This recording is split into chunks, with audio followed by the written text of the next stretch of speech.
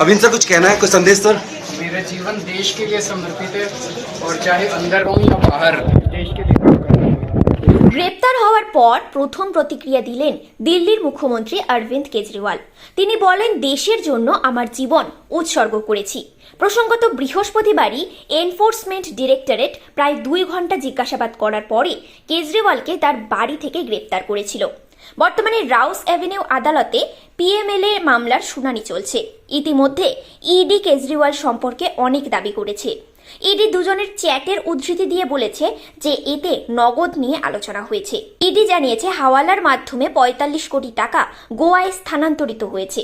বিভিন্ন জনকে মোটা অঙ্কের টাকা দেওয়া হয়। আমরা এসব ব্যক্তির সিভিআর বিবরণ পেয়েছি। তাদের ফোন রেকর্ডও আমাদের কাছে আছে।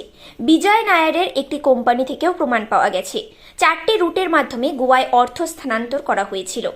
Senior advocate Abhishek Manu Singhvi CM কেজরিওয়ালের পক্ষে উপস্থিত হয়ে বলেছেন যে কাউকে দোষী খুঁজে পাওয়ার কারণ এবং ইডির কাছে উপলব্ধ তথ্যগুলির মধ্যে একটি সংযোগ থাকা উচিত।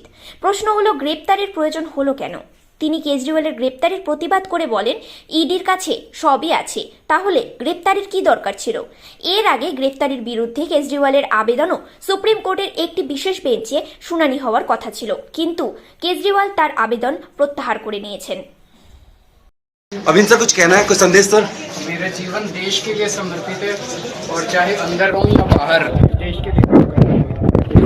আপনারা দেখছেন নিউজ প্রাইম টাইমস। সঙ্গে থাকুন এবং দেখতে থাকুন নিউজ প্রাইম টাইমস।